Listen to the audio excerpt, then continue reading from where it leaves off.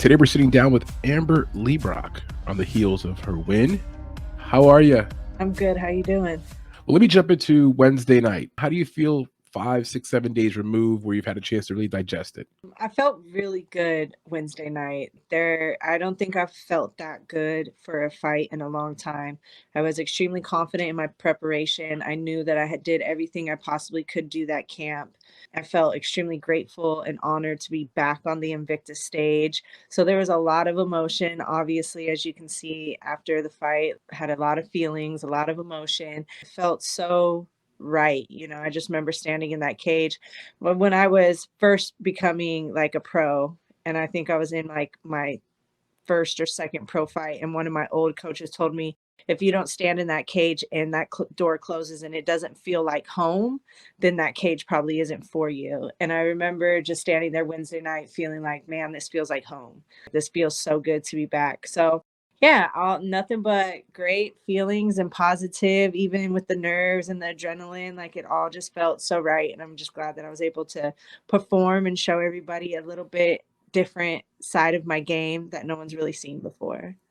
And you probably mean the fact it's your first submission win, right? Yeah, like I don't even think people have really got to see me even defend as well as I was for the takedown. Like she was shut that down like right off the bat. Like I thought she was gonna throw a punch or two first, but she just wanted, straight to wrestle. And I was able to show like my defense off the fence was pretty good. My control on the ground was good. And obviously my first sub as a professional. You have 5 finishes in 6 career wins, which is a very high finish rate for anyone, not to mention a female fighter. Are you going out there with the intention of trying to finish your opponent? Is that part of the game plan? Absolutely, absolutely. Like I'm able to kind of see everything, right? Like long fight, short fight, second round finishes, but somewhere in there, there's always a finish. I want to be an exciting fighter. I want to give fans something to watch. I think, especially in the featherweight division, it almost seems like featherweights are just too content with just winning or losing, like they just want to win. However, they have to edge that win out. They're going to. And if that means putting on these violent, risky kind of fights, and as a fighter, someone who wants to be a finisher, risk with the reward, you kind of have to put yourself out there to be able to do stuff like that. And that's the kind of fighter I want to be. I want people to tune in and be like, man, this is going to be a banger. Everybody watch Amber's fighting. And that's just kind of the note I want to leave on. You mentioned something that made me think of a different question. You said to me before when you closed the cage behind you that you should feel at home, right? That phrase you got from a coach or a mentor. Yeah. What about that fear, though? There's something there the night before, the days before. Maybe you have an injury in camp and you're not at 100%. What are those emotions like? How do you manage that? Or have you had moments in the cage you're thinking, I'm hurt. I might lose this fight? The fight with Arlene, I was like, fuck, like nothing I'm doing is really working all the way. She's tagging me a lot. She ended up slamming me on my neck. I've had a lot of fights where through my whole Bellator career, besides the one that I won, I felt like I just kind of quit on myself in those fights, letting the fear take over, like believing that I wasn't as good as these girls or belonged in there with them. So yeah, if any fighter tells you that they're not scared or don't have at least a little bit of fear, they're either Kamzat or some crazy just I don't care kind of person. But 85% of the fighters out there, we all feel a little bit of fear. At the same time of feeling fear, that's where our courage comes from, because we know we're going to do it anyways. You can be as scared as you want. It's going to happen. You've signed the contract. It's a date, and this other person's counting on you. So you can't run away before the cage door opens or before you get in there, like fear or not, like you're going to have to do it. Feel the fear, let it know you're alive, but be confident in your preparation. And that's really something that I've really tried to take with this camp, was just don't leave no stones unturned. So when it comes to fight night, you can't sit back and be like, oh man, I should have done this more. I should have ran more. I should have done, like just leave all those I should have's out of it and believe in yourself. Looking at your prior fights, I thought there was a significant evolution in this fight. There was something very different about the way you fought. Do you feel more confident right now than you've been in the past? Absolutely. I feel like a different woman. I feel like I'm more mature. I understand fighting more. I feel like before I had this kind of like fake persona of being this tough girl fighter. Everyone should be scared of me, And then when I got in there and faced some real competition, Arlene Blencow was probably the main one that really showed me that like some of these bitches don't care. There's some women out there that are going to come at you and they're trying to kill you just as much as you're trying to kill them. So I think it made me more aware and just more confident in myself because now I've been forced to go into training with a different mindset. I can't just half-ass things. I'm not just going to be able to knock girls out. I have to train. I have to do the work. I think this time I just felt it. I felt like a professional. I felt like I did everything I was supposed to do. I did everything right this time. Well, Arlene Blencow is a tough son of a bitch. For sure. I mean, but you need fights like that, especially when for someone like me that was kind of building this fake persona of being too tough. Now I'm just grateful. Like I was really scared I was going to lose my career during this whole COVID thing. I'm not getting any younger. I didn't know when it was going to be over. And I'm like, man, this could be it. Time literally could just not be on my side. So having the opportunity again to just get in there left me with so many grateful, thankful feelings that I was able to just kind of show my true self all fight week and in the cage and just with Invicta in general. I kind of felt like for the first time I wasn't trying to pretend to be something I wasn't. I was just authentically me. We all go through that. At some point in your life, you realize putting up the front, who is it for? It's not helping you. Yeah. And especially being a fighter, like that shit gets exposed. And I kind of grew up in the sport, going from Invicta straight to Bellator. And it taught me a lot. My losses taught me more than any win ever has. And I'm just thankful that I was able to take those losses and learn from them and grow from them and become better. Do you see UFC in the future? I mean, you're on a 3-fight winning streak. There's tons of former Invicta fighters who've made their way, obviously, to Bellator UFC. Is that something that you have in mind? Do you have your goals set on possibly making the UFC roster at some point?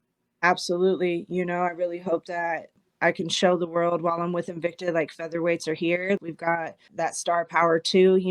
People want to watch us. We possess knockout power, athleticism, all of it. And I want to be the one that kind of brings a little bit more light to the division. And I want people to notice us featherweights again. And I would really want to make that walk at least once as a professional, and I think that anyone that says that they don't really want to hit the UFC either is getting paid buku money else or they're just, not fully believing that they can do it. But for me, like I want to make that walk. I want to know what it feels like. I want to fight under those lights for sure.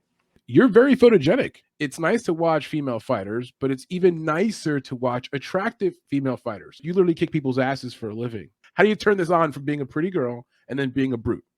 I mean, I don't know. I train with a lot of beautiful women, and I've definitely been a part of conversations where they're like, "Oh, pretty girls get this and that as fighters. They don't have to show the skill." So it feels good to, be somebody who trains really hard, works really hard, is a dog on the mat. Like I train with men. There's not one gym I don't step foot on that they won't tell you how hard I work. And, it's still not bad to be easy on the eyes as well, because it is true. This is a sport and you want people to watch and however, it gets people to watch, like as long as they're watching. Yeah. Yeah, and, Right. and listen, and I say it sincerely because I'm a fan of sports. I'm a former athlete myself, and if you've done a sport for a long time, you get fully ingratiated with the technique and the skills that require that to be good at that sport. It's not about the body type or the person's face, whatever. But from a marketing standpoint, for real, it's nice for the girls that are out there. You have that look. You're also very tall for this division. That's going to be huge for you if you can maintain this weight.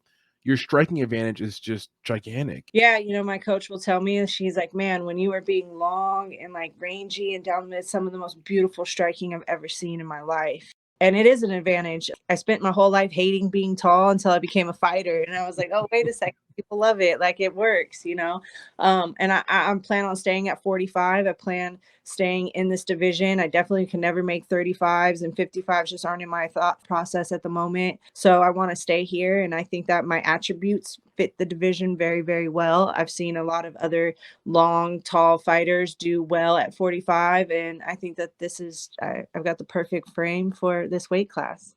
If you were not a mixed martial arts athlete, what would you be doing with your life right now? Well, I always wanted to be a runway model. So that was kind of like my first dream a long time ago. If I wasn't an athlete, I would probably be trying to still develop my business with autistic people.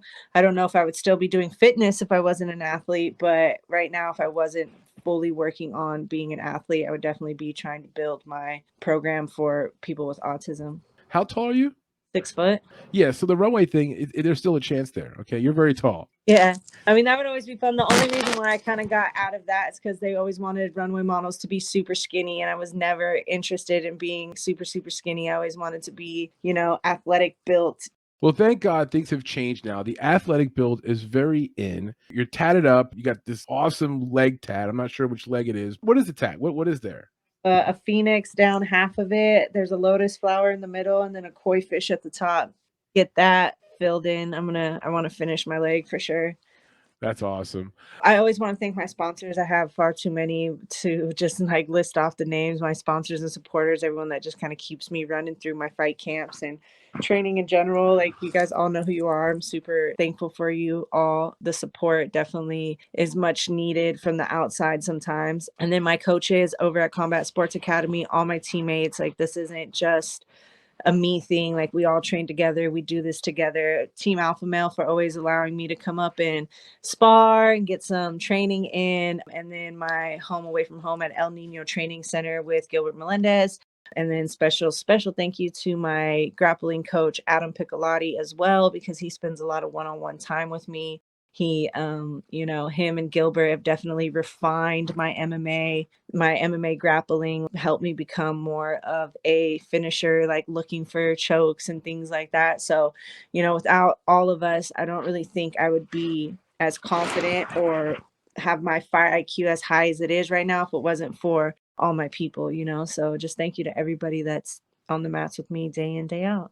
If you're a young athlete and you just heard that, it takes a village. It Does. takes a lot of people to help someone like yourself achieve these successes.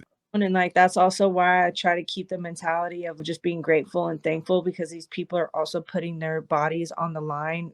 If you have like a super strong team, if you're not fighting, you're still on the mat helping your teammates, and people do that for you as well. So as much as people are like, oh, this is an individual sport, you're right. You get in there alone, but you don't get in there alone, and you don't get there alone. You might get in there alone, but you don't get to that cage door alone. There is literally a group of people that leave you at that door. And those are the important ones. And then the ones after that are all the people that help prepare you to get to that door. So it's definitely a village. Hey guys, Amber Leibrock here. I just want to thank Manny and the MMA Fight Club team for having me out. As much as we need all the love and support we can get as female fighters, Manny and his crew over at MMA Fight Club give us that. So I just want to say thank you and tell you guys how much I love it here. Mwah. I really appreciate your time, Amber. Good luck with everything. Awesome. Thank you so much. All right, deuces. Bye. Bye. Thank you for joining us. We hope you liked the interview. If you look down below in the description, we're going to include some of the socials for Amber Leibrock. You can follow her on Twitter and on Instagram. Great fighter, bright future. Thanks for joining us, guys, and we'll see you soon.